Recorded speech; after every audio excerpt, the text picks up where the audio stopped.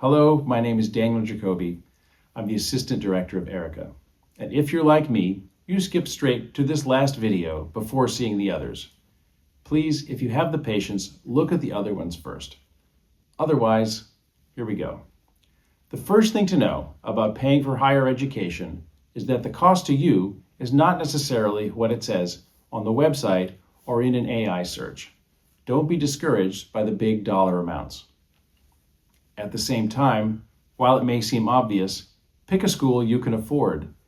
The goal should be to finish your degree, not just to start it, or to set yourself up for a life of debt repayments. Secondly, public institutions are usually cheaper than private ones. These schools were created primarily for the people who live in a particular state. The University of Maryland for Marylanders, the University of Massachusetts for people from Massachusetts, and so on. These schools are less expensive if you are a resident of that state, called in-state tuition.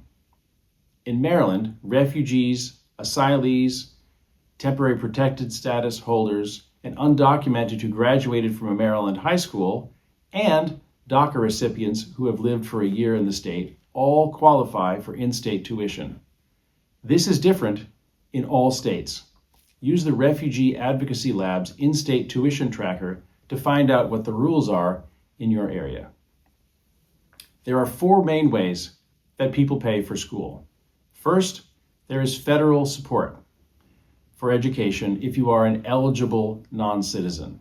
This means if you have a green card, or if you are a refugee, or if you have a grant of asylum, you have the same federal support for education as American citizens.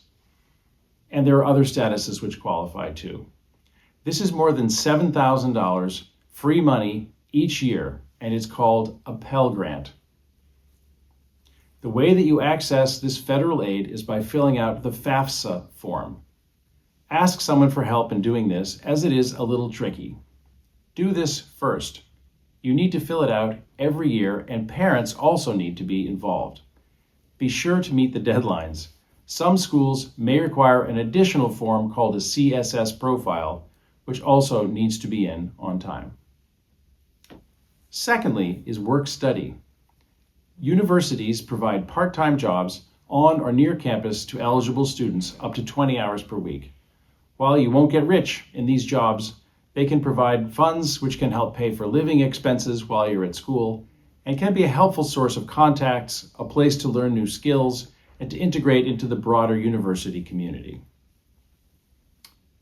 Thirdly, in some states, there is also support from the state government.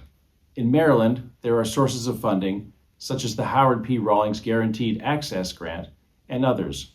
Look at the Maryland Higher Education Commission, or MHEC, website for this. And again, it can be difficult to navigate, and find a guide if you can. Institutions sometimes offer scholarships, which may help lower the cost. These have different names: merit scholarships, president scholarships.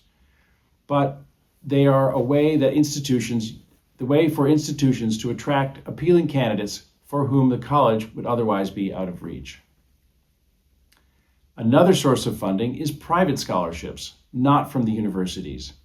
If you know which university you want to go to, look at their websites, and they might have guidance about the scholarships that could be available to you.